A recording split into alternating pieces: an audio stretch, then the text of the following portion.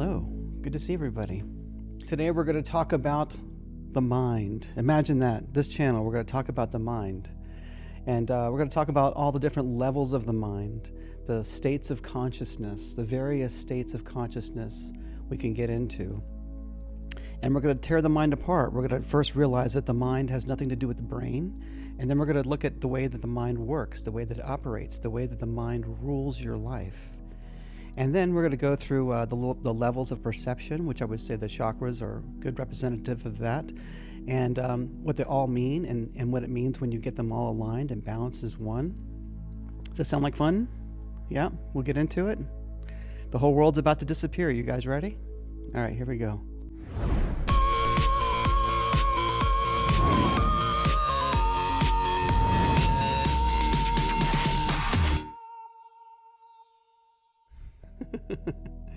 Awesome to see everybody. Got a nice full house in here tonight. Really fun. Makes it always fun. So, you guys ready to get into this? You want to talk about the mind and how the mind is you. The mind is everywhere. It's everywhere around you. There's nowhere that isn't the mind. And the mind has nothing to do with the brain. The brain, at best, is a receiver of the mind. You could say, really, the mind is more of a metaphor. Imagine a radio as a metaphor for receiving the information from, I dare say collective, but we'll say oneness of all, the ether. So that's what the mind does. And when you can kind of learn to get into the mind and how it operates, this is when you can really start to see how the mind rules you. And once you understand the mechanism of how it rules you, you can kind of go, oh, there's that thing messing with me, and let me see if I can fix that, you know? So I'm just going to jump right into it because I have a lot to cover, all right? We're not going to mess around. So I'm going to first throw up this diagram that I show quite frequently. This diagram is drawn by Joseph Campbell, one of my favorite philosophers. If you guys are not into Joseph Campbell, I highly recommend the book called The Power of Myth, one of the most powerful books I've ever read. So this is a diagram that he drew of the mind years ago, and I think it's what I love about it is it's so simple. Carl Jung has a lot of diagrams too, which we'll get into, but they're very complicated.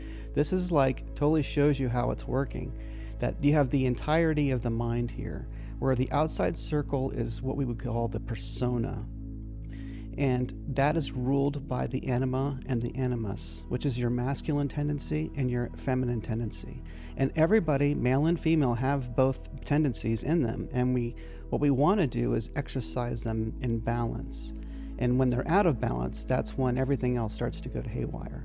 So that's your outer circle of the mind. Okay, again, and we're not talking about the brain. We're talking about the mechanism of the mind, how the mind works. Okay. So the mind is separated into two parts, the ego and the self, okay? And the ego is the part of you that you are consciously identified with, and that's what the ego is. And the ego is everything that you would identify as you, which is like all of the things that you're into, what your name is, all of the things that point to you. So, in this show, I'd like to talk about Satsang a lot, which everything what I talk about today is on the periphery of Satsang, okay? But all of these things are merely signposts to the thing I'm always trying to point to, which is very psychedelic in nature, very scary in nature when you start to allow that idea to kind of float into your existence. And it's a very comforting too at the same time, because that's the part of you that's resonating. It's the part of you that you get micro glimpses of all the time. And then there's someone saying it, and there's this validation that feels very comforting. So that is what I would call as satsang, when I'm pointing to the now, or like basking in the now. Today, we're on the periphery of that, talking about the mechanisms of the mind as noted by people who have observed the mind over eons. Does that make sense? So we'll get into like Carl Jung, as I said, who's a brilliant psychologist. We'll get into Ayurvedic medicine. So whether you want to believe in time or no time, there's a paradox there. Do you see? time and the events that happen in history are fractal metaphors pointing to the unending possibility of the now. That's the best I could say it for now. All right, so getting back to this diagram. So you've got your ego and its counterpart, the self. Well, what do you think the self is? If everything's dual, what do you think that self is representing? That's your shadow self, right? And how the shadow comes to be is as you are growing up, you start to learn things. You learn what is good and what is bad. This is approval. This behavior is approved, and this behavior is not approved, right? And every child goes through this because you don't know. This is how you learn what culture is. This is how you learn what is expected of you. You guys got me? And so all of that information of approval goes into the section called the ego. And then you identify with those things that are approved. I mean, you want to fit in, right? Some of us do. The self, the shadow self, are all of the things that are not approved. All of the things you've been shamed for. Don't do that. That's terrible. Shame. Don't do these things. Don't put your fingers in your mouth. Say those words. Don't do this behavior, right? We all have that thing that we're ashamed of. And when we file that away in the brain as we're learning this, into the mind, rather, I misspoke, we're filing those undesirable qualities into what we call the shadow self. Now, everything below the line is unconscious. These are the things that are not on the surface of your thinking. They're there if you do self-inquiry, but they are below the surface of your typical thinking, okay? Everything above the line is your conscious self. And this is the part of you that you know. In fact, most of us, if you're new to all of these teachings, you haven't even been in touch with your shadow self, much less confronted it, made it your friend, and integrated it. These are all processes of awakening to Satsang, the eternal now. You guys got me? Awesome, I got a much better crowd in here tonight. This is great. That last one I messed up. I had it unlisted, but I think I got it right this time. So nice to see everybody. All right, you want me to get back to this? Okay. All right, so your shadow self here is the part that's really ruling you. It's the part that's always aware, always alert. You ever drive down the road and all of a sudden you space out thinking about some bullshit in life and you go, oh my God, I am 6 exits down the road. I wasn't even driving. Who was driving? Your shadow self was driving. That's who was driving. It really runs your life. It's the thing that's really doing all of the work while you think about stuff. And more than that, it's projecting the world in front of your eyes. So I'm always saying that what we are experiencing is who we have become, right? You hear me say that all the time. Meaning the experience before my eyes is a mirrored reflection of who I have become on a spiritual level, okay? And it does that because your shadow self, the part of you that doesn't like you, and the part of you that is ashamed of you, wants you to learn from these things. It wants to integrate these things into your full persona, and hasn't done that because you've rejected it. Do you see the dilemma there? So the self and the shadow, with help with the anima and the animus, they conspire against you. Okay? They conspire to create the world around you. Can you guys see that?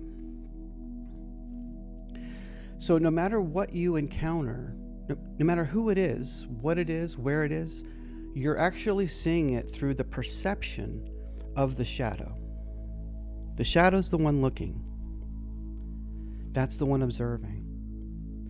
And it's going to give you a false impression of what you're observing simply because it's the shadow.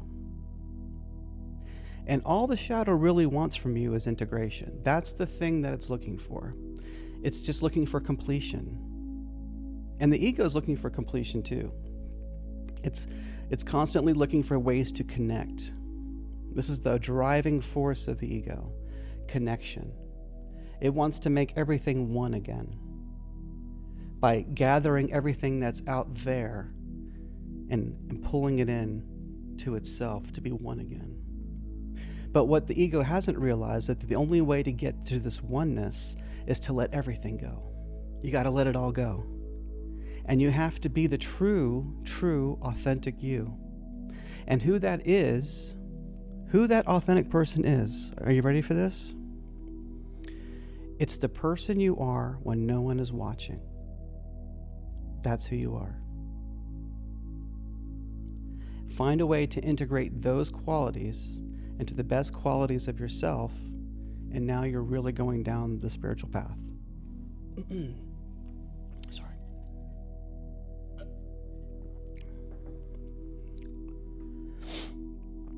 All right, everybody with me? Yes? Are you guys into this? Give me some hearts if you guys are into this. Because the last thing I want to do is make this like a school kind of thing. But then YouTube seems to reward me every time I do. So I'm just trying to find a nice happy balance here between blowing your mind psychedelically and blowing your mind with some mediocre wisdom here. Okay, so we've got that mindset, that kind of model for the mind. Can you guys see how your shadow, the anima and animus, and the self are projecting all of your reality in front of you? So you never really meet anybody else. You're only meeting this negative, reinforced projection of yourself onto them. That's who you're experiencing. This is why somebody can meet a guy named Joe and have a great jovial experience with this person, and another person meets Joe and they're terrified, or they go into some sort of PTSD state. It's because it's taking these ideas that you have been ashamed of, and you've thrown it down to this part of you that you don't want to integrate into yourself. And there could be trauma associated with those things, which is why you want to integrate them. You want to find ways to wrap your arms around those things, love them, and integrate them into yourself. Throw away the things that no longer serve you and take in all of the things that are helping you grow and become a better person. And you know what those things are. You really do. Oh, Atlas is back. All right. So, you guys with me so far? Everybody's cool? It's a little weird without the music. All right, Atlas is back. All right, so let's get into Carl Jung's description of the mind here too. So he's got it divided up into persona and ego at the top there as a conscious section, just the way that Joseph Campbell had. And in there, you see where it says the personnel unconscious, right? So you have the consciousness, and this where it says see there. And then below that are the archetypes. So these are like sub-personalities within the shadow that operate autonomously in your mind. And he called them archetypes. And those are the ones actually doing the driving when you're not paying attention, these archetypes.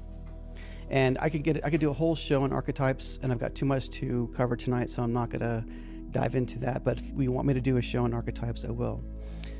But the archetypes, you consider them as just these overarching personalities within you. So the personality of you when you're angry and want to get something done, there's an archetype for that. The personality of you that's the victim, there's a personality archetype for that.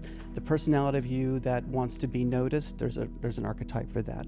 And it gets to on crazy levels of depth. So all of these are controlled by the part of your shadow self. And this is what your soul image is. This is what he calls the soul image, which is why it's projected in front of you.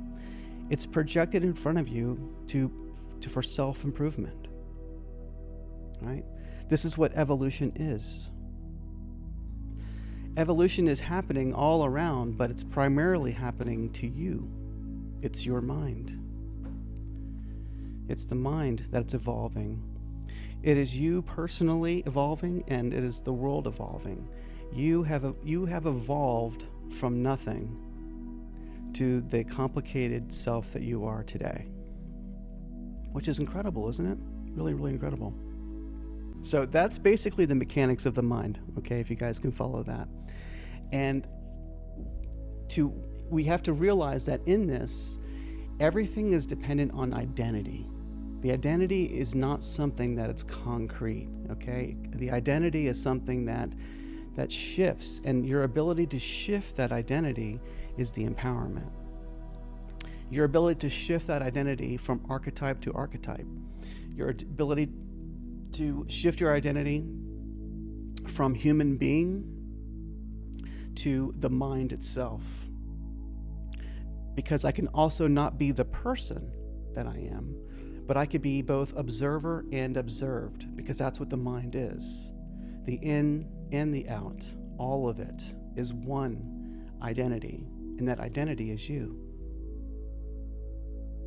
And we fractal it out to as many different identities as we need to feel comfortable in the now. Can you guys see that? So identity is the key to peace and sovereignty and happiness. People say, well, I don't really know how to be in the now and practice satsang because something's going to come into my life and it's going to demand me to do this or that. Then we shift our identity. We're no longer identified with the now, and we go into the person, and we identify with the person, with the memory of who we can really be. I can shift my ID back to the identity of the Divine Father. Can you guys follow that? Do you see that? It's to loosen up the bolts of this thing that you call me. Am I the person, or am I the entirety of the dream itself? Because the only thing you ever see is the dream. You don't ever see anything else other than the dream. There doesn't necessarily have to be anything out there. No base reality, just the mind looking at itself. You looking at itself.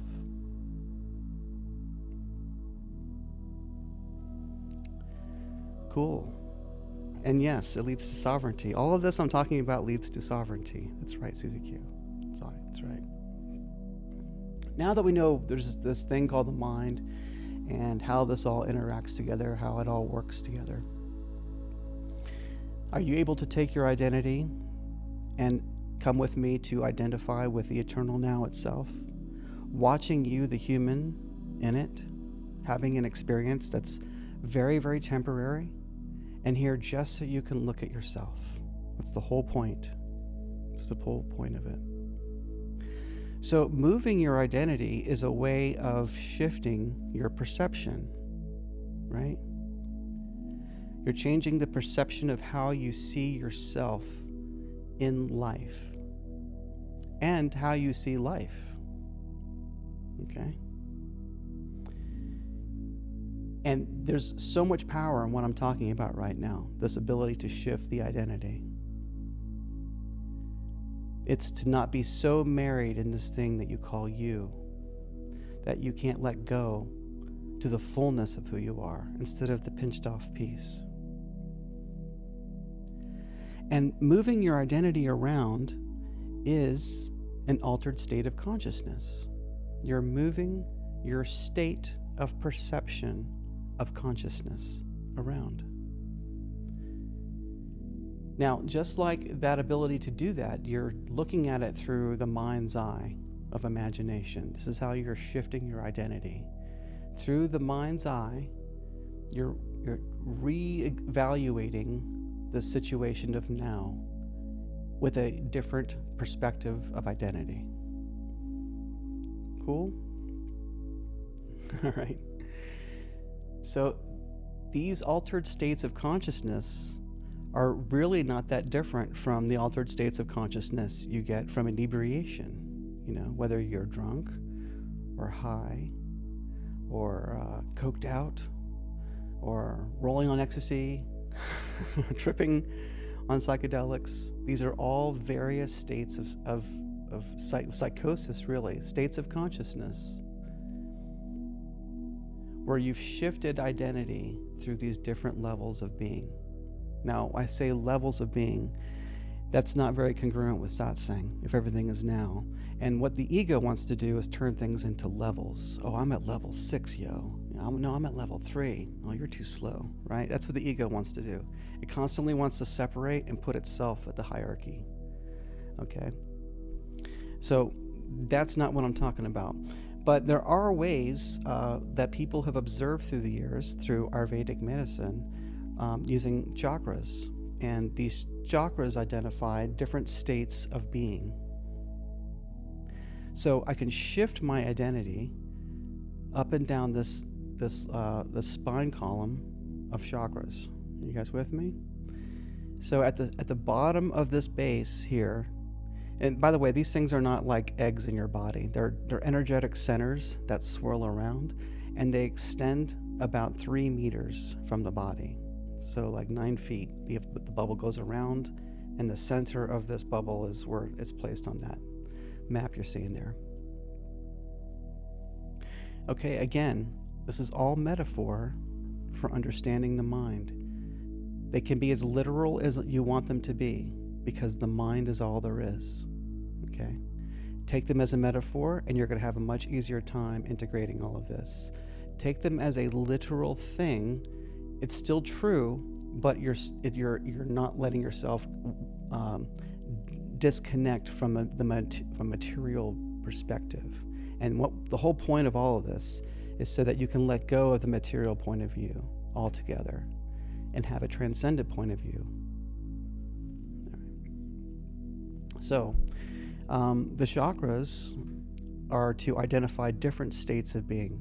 So the very first level is the root chakra. And this is where most people are right, who are not awake. Pretty much everybody who's not awake is hanging around in this root chakra. And it's a root chakra of I am, I exist. This is the state of being that it's awakened in you the moment that you see yourself in the mirror. And most people never get out of this chakra. This is their perspective of the self their entire life, from birth to death. Most people will never see or feel or experience any of the higher chakras. So moving up from that, we get into the sacral chakra. And this is your first chakra of solidarity. This is the first chakra of being separate and at the same time in communion with the whole. Okay? At the sacral chakra level, that's where you begin to see that it's not just I am this human, but I am the entire thing that's unfolding before me.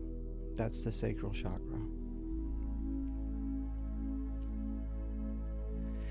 And there's a feeling of a lot of sovereignty in this place, because for the first time in your entire life, you're no longer dependent on the outer. It no longer has this pull on you like it did.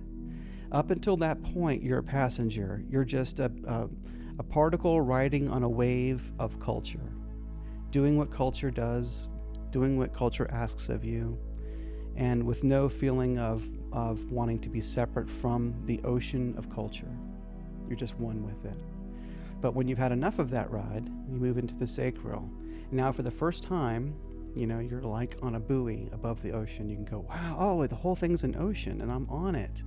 And I don't really have to be on it, or I can move my own way. How I do it is entirely up to me. So that's where the sovereignty comes in the sacral chakra. So you balance those two, right? And the way to think about these things is like each chakra is your perspective of the truth of the now. So the way you look out and you see the world right now as a physical, material plane of existence, that would be the root chakra point of view. But it's a very, very narrow perspective. It's like you're not seeing the whole thing. You're just seeing just a little bit of what it could be. You're not able to see all of it. And then when you integrate your shadow, you start to balance this chakra, and then you bring this into alignment and balance it with the sacral chakra. So now your perspective of the world has gone like this. Okay, so now I'm getting a much better perspective of myself, this thing I'm calling the dream, and how it works and how it's integrated with me. Then I move into the solar plexus. Whoa, now I can really see what's going on here. Oh, okay. Then it goes into the heart. Now the heart, I'm starting to integrate feeling, and how feeling is separate from me. That just like culture, feelings are an ocean that I just ride on. I have no control over them. It's no different than riding on the ocean. Sometimes it's elation, sometimes it's terrible. Oh my God, it's a typhoon. Okay. Are you guys with me? Yes? And that's the heart chakra. Sorry. And the heart is really about learning how to love yourself. It's ironic, but that's really what it's about. Not fake I love yourself, not fake narcissism like we see in social media. That's not what I'm talking about. I'm talking about authentically loving who you really are by integrating your shadow self and getting rid of all the cobwebs in there, getting rid of all the stuff that no longer serves you, and just dusting it off and just keeping the parts that you really want to create for yourself as the identity of you. Okay? When you do that, you're aligning your chakras. Everybody with me? We're good? Hope it's not too boring. All right, so the heart chakra, we move on up, and then there we get into the throat chakra, which is I am what I speak. Okay, it's learning how to control your voice. Having a voice, having the courage to speak your truth is a huge part of being authentic, right? We can't be authentic if we're afraid to speak what we think. All right? This is part of loving yourself. Loving that your voice matters, that you matter. Not because you're following culture, but because you've got a separate idea from what culture is bringing the world. That matters. And that's what you're here to express. That's a huge part of being authentic. So the throat chakra. So again, we're getting all these energy centers lined up. We get some nice balance going on the root, nice balance going on sacral, nice balance going on solar plexus, and the heart, and throat. So we've gone. Now we're able to see this beautiful picture of what reality is and how it's abusing us. That's how it's abusing us. No, by the time you get to the throat, things are getting much, much easier for you. At each level of being here, the reason we say levels probably is because life gets easier the higher you go up these chakras. Okay? The things that bother you in the root chakra, once you get into the sacral, the things from the root no longer bother you anymore. They just fall away from existence. They fall away from your reality. And it's not like it's magic, or it's more like magic. Yeah, it's like it's just you don't even think about it, and it just doesn't show up anymore. And as you move into the sacral, all of the problems of the sacral fall away as you move into the solar plexus. And the same with the heart, and the same with the throat. So there's your motivation for working on these things, because life gets easier and better and happier each level you go up. You know? All right. And then we get into the third eye, which is where we're able to really see ourselves. This is where we're starting to comprehend the eternal now. This is where we're fully starting to get the sense of life as a dream, that life is not a linear thing, but it's more of a cyclical thing. Life is not birth to death. It's moment to moment. The moment starts, that's the beginning of linear time. The moment ends, and that's the end of linear time. And that none of the moments have to have any continuity whatsoever with the previous moment. Each moment serves the mind. And the moments that arise are just for the purposes of serving the mind.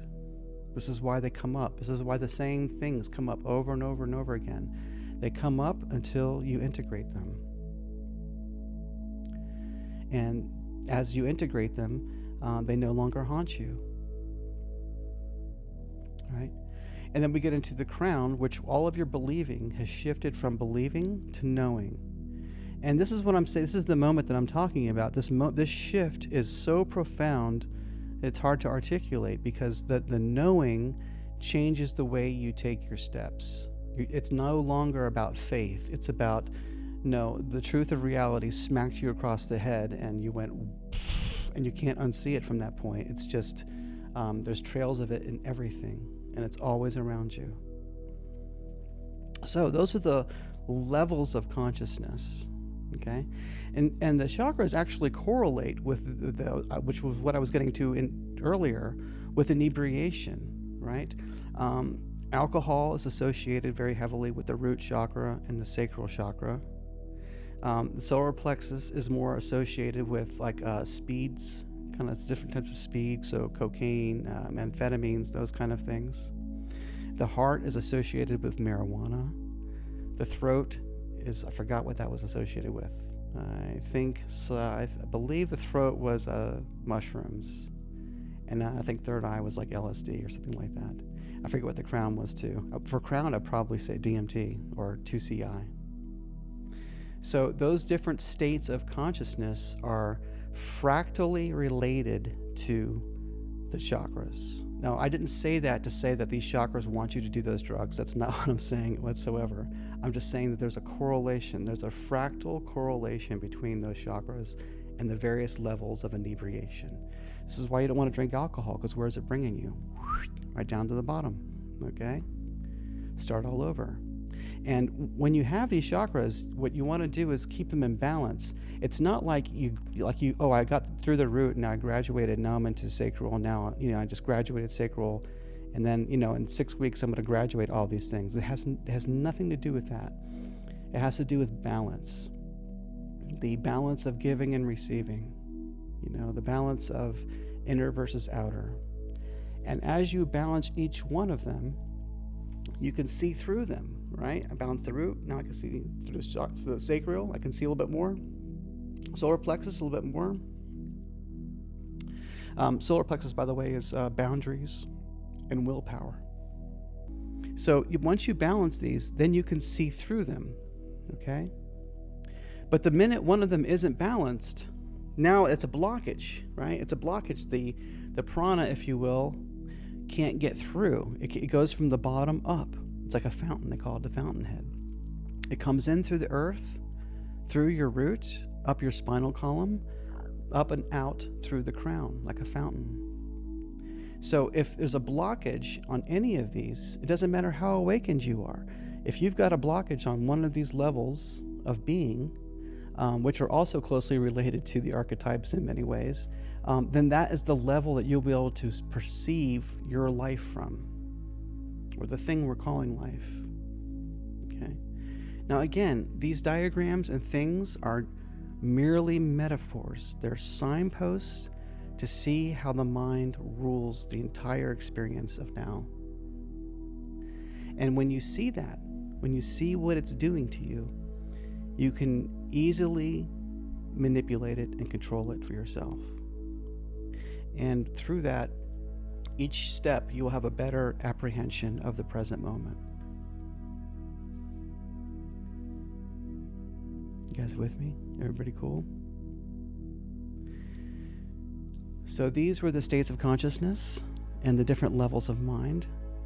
And where Satsang fits into this is you're using these things, these tools, that's what these are, to fine-tune yourself so that you can better perceive the present moment.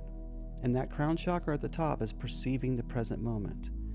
Until these other aspects of your life are balanced and nurtured and, more importantly, just addressed, then you're not going to be able to see through that tube, through that telescope of now, to see the present moment as it really is. Free from history, free from the pulls of the future, just this moment unfolding as it is, for the mere joy of it. There's no agenda, there's no purpose, There's no meaning other than the meaning you give it. It's just what's happening forever. And it's all unfolding for you. The entire thing. It's unfolding for you.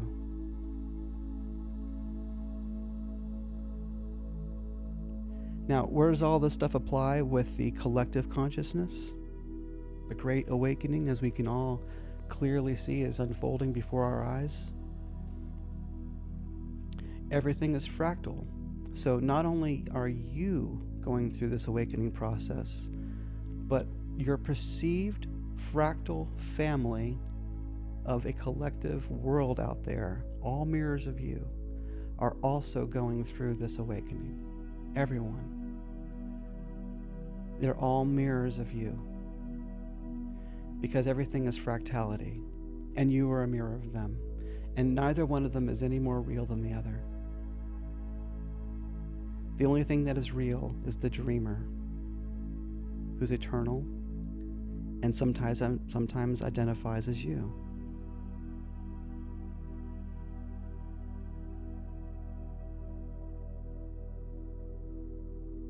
Are you guys with me?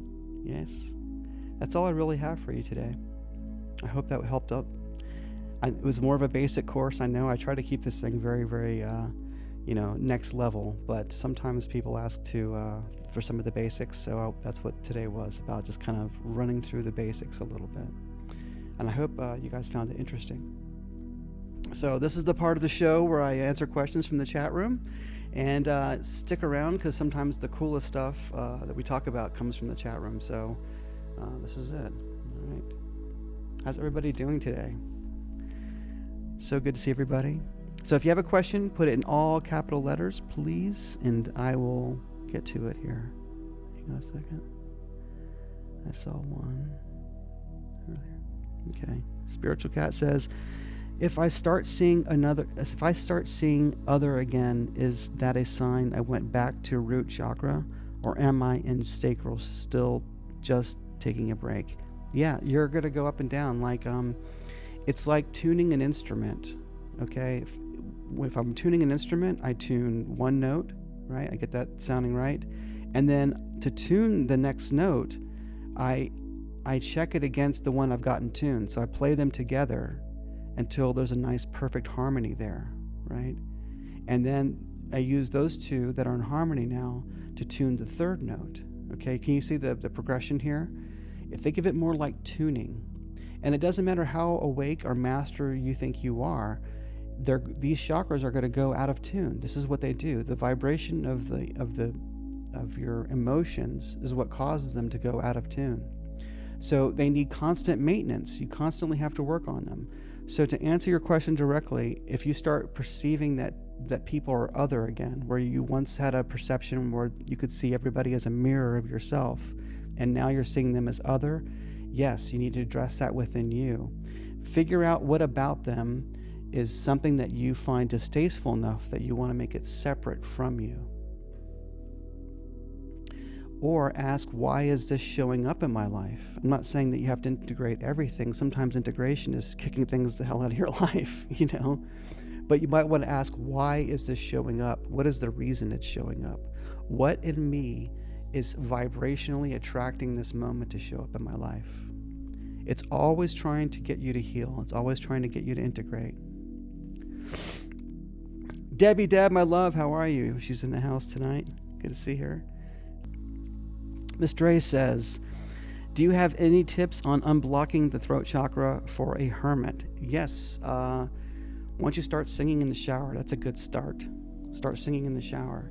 Start, if you're out with people, start telling jokes. Tell a joke. We don't tell jokes sometimes because we're afraid nobody's going to laugh, right?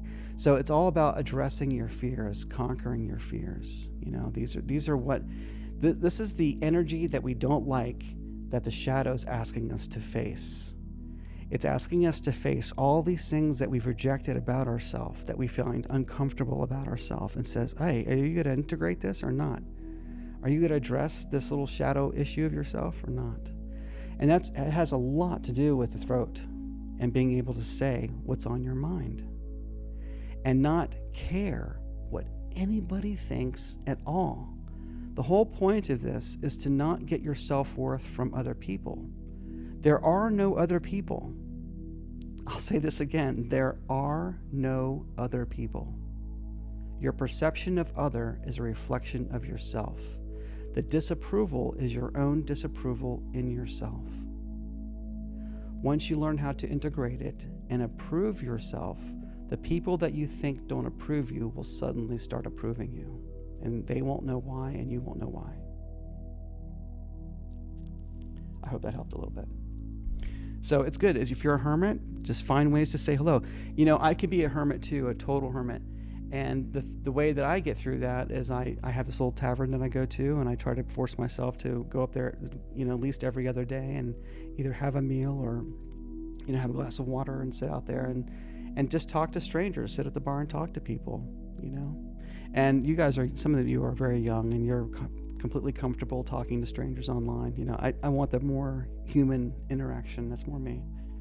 But yeah, the whole point of everything I'm saying is to love yourself enough that you don't require any approval from the outside. It's all completely covered here, you know. All right. Ram Dino says, would the crown give access to the Akasha? Yes, absolutely.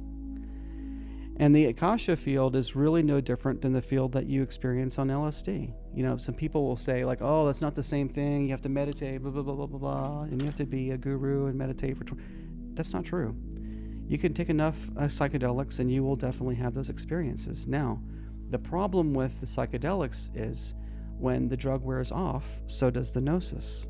So does that really serve you in any way? The best that it really does is it gives you the target to hit. It lets you see the target that you're trying to hit. But as the drug wears off, you're no longer in the crown. But if you're thinking that the crown being opened is going to be like, this is what I was saying on the last episode, that people get frustrated with Satsang or in non-duality because there's an expectation of when they get to the crown, you're just going to be tripping all the time, and it's just going to be flowers grow on the wall, and you can make anything appear when you want to. That's not what it is. The part that sticks around is the gnosis. The part that sticks around is the part that of the memory of how all of this works together. Does that make sense? But then there's a frustration because the drug wears off, and then you find yourself down not really remembering anything, and it's just a haze. So for me, the path that I've took is that I would have the experience of the psychedelics to see the target I was going for, and then I would find ways through lessons and philosophy and Zen to integrate these aspects of myself, first to recognize them and then integrate them. First, be able to go, oh, there's that shitty person in me. There's the one that's causing all this problem, the one that is too shy to say hello or something like that, you know. And then I address it and I fix it. Who is it I want to become? Who is it I want to be? It doesn't exist anyway, so just create the one that you want it to be. There's no rule that says you have to be the same person you were all the time. No rule whatsoever. And getting back to the psychedelic aspect of it, where people say that it's not the same or whatever, it is the same. And how I equate that is the energy that it took, and Terence McKenna talks about this quite often.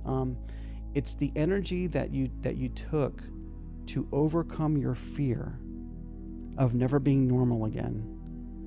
That energy is the same amount of energy you've exposed through meditation. There's an equal amount of energy there. You have to overcome fears. Otherwise, you're not even going to have a psychedelic experience. It'll be bullshit. It'll just be like, you know, some colors or something. But to have a real experience, you got to go, what's 5 grams going to do? It's a little bit scary. I don't know. Am I going to live through this? Facing that possibility that you may not live is terrifying. But it's through that terror that you see through the experience of the psychedelics. All right.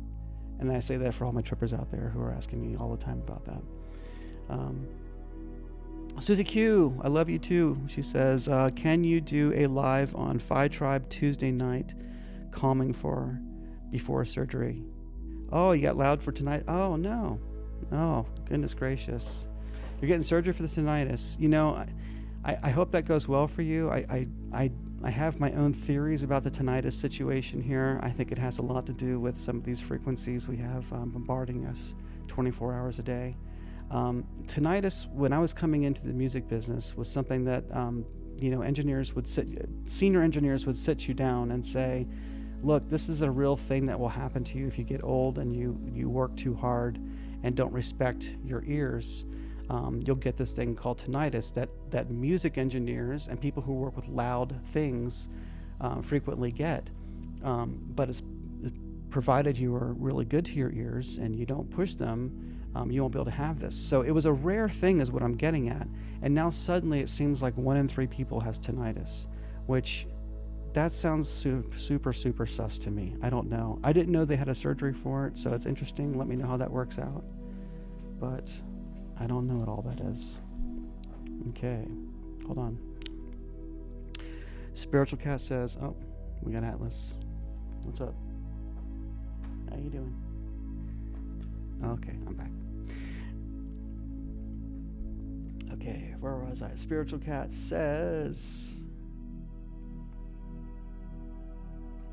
let's see. Also, I've been waking up at 6 a.m. a lot lately, and no matter how much sleep, again, I wake up at 6 energized. Why do I keep waking up at this time? I heard it's a spiritual hour or something. Yes, there is, there's this, there's a Chinese clock that you can find. I don't remember exactly what it's called, that tells you, you should just Google it or chat GPT it or something. But it's a clock that shows what time of night that you wake up or what time of day you have an issue with, and there's a correspondence between that time and like your liver or your kidneys or your heart or circulation. And it sounds pretty hokey and weird, you know, but I believe in a lot of that stuff. And usually what will happen is if I'm having an issue of waking up at 3:30 in the morning for some reason all the time, then let's just say that corresponded with the liver, I would take a supplement to help my liver, and then I would stop waking up at that time. So it's kind of like an indicator of what's unhealthy in you that you want to address on a holistic level. Oh, I'm so glad to see everybody here too. Thank you. Marlo's from Clarkston, Georgia. Awesome. We're both in the Smoky Mountains. Oh, you have a neck fusion. Sorry, the surgery is on the neck fusion, not for tinnitus. Okay, I misread that. All right, so is there any other questions? That's pretty much all I have here at the bottom. If you have anything else you want me to talk about, this is it. This is the moment. You know, my intention really with this lesson was just for you to kind of see the signposts surrounding the thing that I typically point to in this show. But in reality, all of those signposts are just there for the point of pointing to the truth. That there's nothing that you have to do at all. There's nothing at all. Except recognize the truth. That past doesn't exist and the future never exists. What is your past when you think about it? Tell me your past. It's a story and it's flashes of pictures from your childhood. Think about how easy that is to fake. Right? Very easy. Okay, I got some more questions in here. Hold on. Ram Dino asks, what are these rituals Puff is doing? They're doing high magic, or dark magic, black magic. I don't know the whole truth of how deep it goes with them. It's very shady. Again, I work with Diddy, but I was never invited to one of those parties, thank God. And at that level, a lot of those people are doing high magic, black magic, okay? And magic is very real. Magic is just synchronicity and fractality, and taking advantage of fractality. It's knowing that everything is fractal, and that if you get enough fractal momentum about a particular thing, you can cause something to unfold through your intention and through fractality. This is why the high magicians use all the different repeating numbers, and they use the gematria. and they use the repeating terms over and over again. That repeating is re-emphasizing what you want to unfold. And the broader they can bring that spell, the bigger the unfolding. So make no mistake, when you go to these concerts, these are rituals being performed on you. They are harvesting your energy to create, to make things unfold. And they do it through fractality, echoing the thing that they want to express. They echo it. That's all magic is. How can we echo this over and over and over and over again?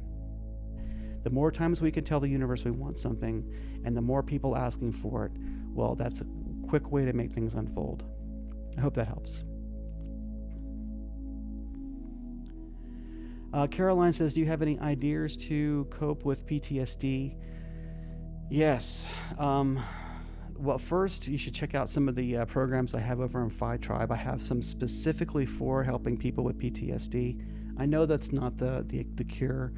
The PTSD thing is rough because you've got this part that's been rejected by the mind and thrown into the shadow. And you've got to find a way to integrate it. But the problem is it's so traumatic, there's really no way to integrate it, or it's very, very difficult to integrate. You know, if it's something, you might see something so horrible, you're like, how can I possibly want to integrate any of this? And that's where the block happens, right? And this is where it keeps torturing you over and over and over and over again. So the thing is, and this is going to sound terrible unless you're really catching on to what I'm saying, all right? But you have to find the beauty in the horror. You know, the horror is just going to happen, and it's a fractal echo of something in you that is horrific. That's where all the horror comes from in the world. It all comes from you. It's a fractal echo, and it gets worse with each echo. It's bigger, more powerful, more powerful. And you've got to be able to look into the horror and find the beauty in it. And you do that through knowing that nothing's real. We shift our identity from human being who's experiencing the horror, and I've shifted my identity to the I am, the father of the entire dream, the whole thing, observer and the observed. When I'm identified with that, I can find the beauty in the horror and see that it's all meant to just balance out the entirety of the yin yang, right? You can't have good without bad. There has to be a back and forth. Incidentally, a lot of black magic is about making things happen that are bad so that good things will unfold, which I don't agree with. I'm not a magician. I don't know enough about it to say that's right or wrong, but that's kind of the intention. So, yeah. Good and bad. Mark, he says, if we think about past, why do we see it worse than it really was? Well, it's because the shadow only wants you to see what's wrong with you, right? The only thing you're ever going to see is what's wrong with you. For the purposes of integrating it, when I say integration, we're tossing out the aspect of it that no longer serves you, and we're integrating, we're bringing into our ego the parts that we want to keep that help us. Not the parts that bolster the ego, because then you're just making it more difficult for yourself, but the parts that help us take apart this dream, pull it apart, and see the truth for what it is.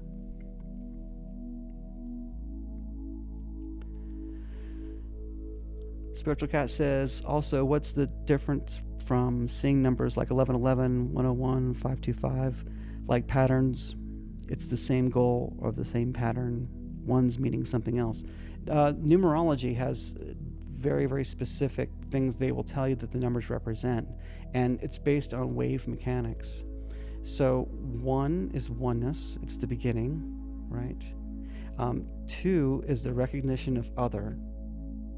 So if there's no longer oneness, where 2 or more are gathered, there I am, right? So the 1, you never experience the 1 unless you are totally centered in the oneness, okay? The minute you start to live, 2 is the number. That is the controlling number because it is about other. The minute that you're trying to change your environment or change something about the dream, that is represented and ruled by the number 3. Okay, so the 3 is the beginning of wanting change. Okay, and then we get into 4, and then 5 is 4 is the beginning of the change happening. Okay, it's if you think about it as a wave, we got 1, 2, 3 is the crest. Okay, now we know we want to make some change happen. So we're going down again to 4th, and then we go to 5th. We start to bottom out at the 5th, and that's what is represented by metamorphosis. 5 is metamorphosis. Okay, 6 is beyond the 5 there. That's the bottom of the dip, and that's the equal and opposite of what your intention was. So in order to know something, we project its opposite in front of us, and this is how we come to know something. So we get into 6, now we're experiencing the negative image of the thing that we're focused on, which is why it's represented by negativity and the devil and things like that. So 6 is always the bottom. 6 has got that correlation of evil. But when we start to rise out of that dip, okay, this is 7, right? The divine number. We're being saved by the divine. And we're carried by the divine into infinity, which is 8. This is the shape of the infinity. And 9 is completion. This is why 9s are so important. This is why the show starts at 9:45, because it's the 9 and the 9. 9 is completion. Whenever you see 9s in your life, guess what? You've integrated something and you've found completion. And that's it for the numbers. So 1111 oftentimes represents people beginning of their awakening. And it also represents community, because 1111 is 4. So you take the 11 is 1 plus 1 plus 1 plus 1 is 4. 4 means community. So it's about, as you awaken, it's telling you that you are awakening into this oneness and to find community. There are others who see 1111. Talk to them, be with them. And that's what the numbers mean. That's what they mean. So when you follow them, it'll help you.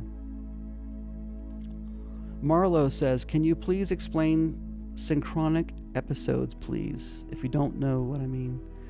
I don't know what synchronic episodes mean. If you mean like synchronistic events, if that's what you mean, the synchronicity is the fractality. And as you go up through the chakras, you're going to have more and more of that synchronicity.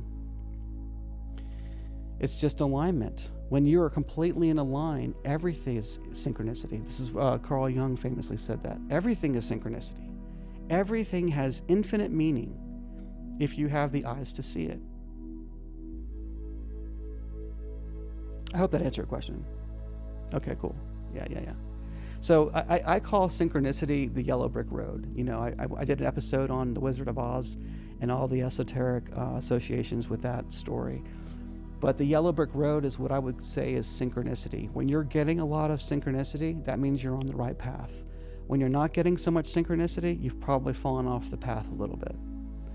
And this will intensify at times. It'll get really, really intense. It'll get so intense that you're just like, okay, the odds of these 4 things happening to me this morning are 10 gajillion to 1, you know? And then that will happen again at 3 o'clock, and it will happen again at 9 o'clock that night, and you're just like mind blown. That's where you want to be. That's where you want to be. Let's see.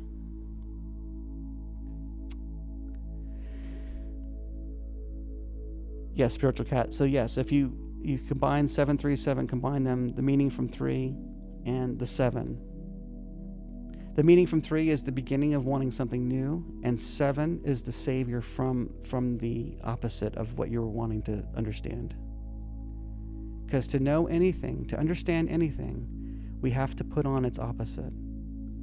Otherwise, we're just judging. We don't know anything otherwise. We have to become the opposite.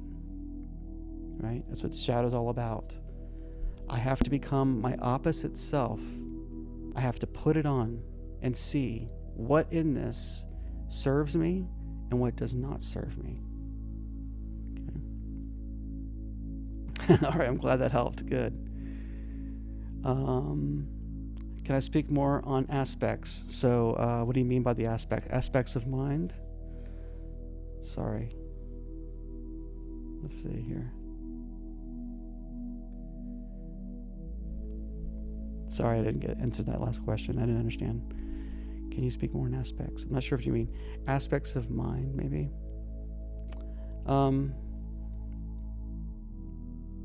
Yeah. The only thing else I could say too is that. Hold on. Now you're answering it here. Let's see here. You'd love to hear me do a thing on Alice in Wonderland? Okay, I'll do that for a future show idea. That's good. Jason, what's up? Good to see you. What does being on the right path really mean? The path implies movement and direction, but the now seems to imply being in place. 100%, Jason. That's what I was saying before, that what I usually talk about on this show is Satsang. It's timeless. There is no path. There is nothing that you have to do. There are no lessons you have to learn. None of that is really true. What I'm pointing to here is these things are just merely signposts. They're just signposts on the periphery of the eternal now, which is the only true thing that there is. But the ego is afraid to enter that space. There's fear. There's fear there. It's mirrored in the psychedelics. There's fear to jump into the eternal present moment. But what I'm saying is, if you can choose to work on these things, you start to apprehend the mind better, and that fear diminishes. It becomes less scary to stand in the eternal now.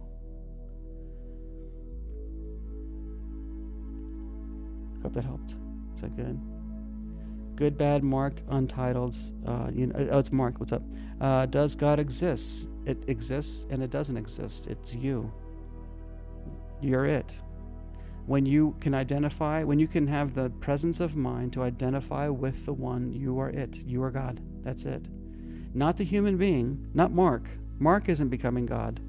It's the identity of the whole. When you can shift your identity from the person Mark and identify with the entire thing that's taking place, you are identified as the one. You are the divine self. That is the one and only Father. This is why Jesus says, I and the Father are one. You are one when you can shift your identity to that Father. But when you're not placing your identity on that Father, it's not there, is it?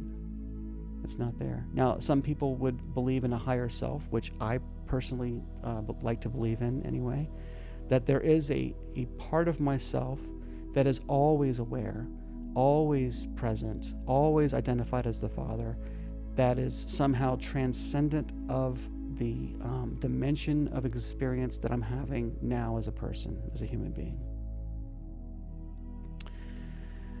Ramdina says, my wife is my opposite. Did shadow attract her? Yes, I'm 100%. My ex-wife was my opposite as well. We would joke about it. I mean, we were literally every single thing you can think about, we were opposite on. We recognized it pretty early in our relationship.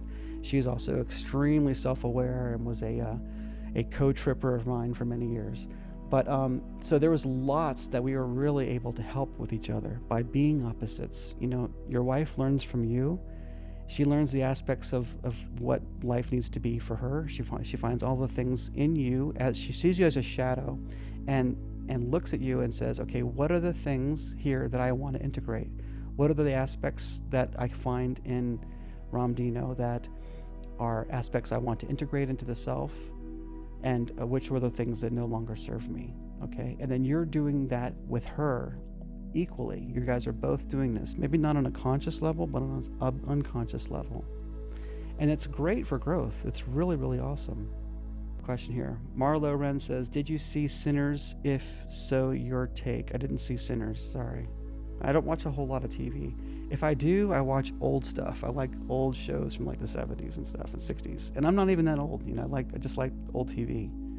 Pre-programming, I think, you know. All right. Any more questions? Do you believe in ghosts per se, or spirits passed on in visitations? There are many beings and spirits out there as you need them to be okay with the eternal present moment, and the fact that the truth is there's only you, that there isn't anyone else. Now, that being said, I used to live in a house that was very, very haunted, and I was a skeptic the entire time. I was very skeptical of that thing, and the things I was learning about spirituality while I was in that house contradicted the idea of ghosts and paranormal events. Nonetheless, I had lots of paranormal events happen in my old house. There were many, many times. I had an old house that was over 100 years old, and there were many times I would hear in a distant room a radio, and when I went up to go check it, I would stand outside the door, and what was playing on the radio was a wrestling match from like the 50s on the radio. And as soon as I opened the door, there was no sound. So I had things like that happened a few times. I woke up one morning in the middle of the night with shadow people around my bed, and we saw things coming up my driveway. We heard whistling in the yard. I mean, we had all kinds of crazy paranormal events. Now, that being said, that doesn't jive at all with what I perceive and expect about the world. So something's got to give. Either I'm wrong, or it's a type of psychosis, or there's something there that I don't understand yet. Julie says aspects were in the other diagram you showed. Oh, the aspects were in the other. You're talking about the Carl Jung one. The aspects as the archetypes. Is that what you're talking about? The A's, right? How the archetypes show up in your life.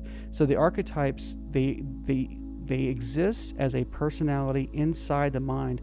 Honestly, the archetype thing is I could easily do a whole show on this. So I don't want to get too deep into it, and I'm worried about oversimplifying it, that you don't get the whole thing.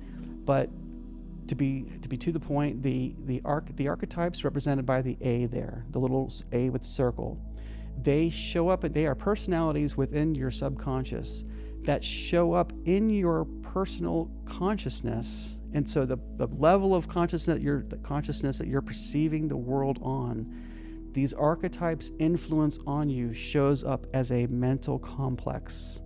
So if you're having a mental complex in your life, there are these things, you got issues that you got to work on. These are being controlled by the archetype that works on that complex. Does that make sense?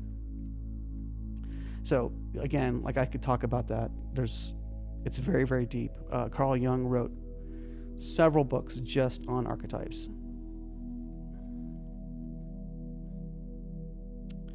All right.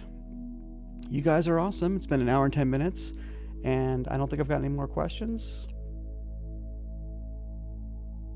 Thank you guys very much for showing up again, and I will be back very, very soon, I promise. And until next time, all right, peace. Love you guys.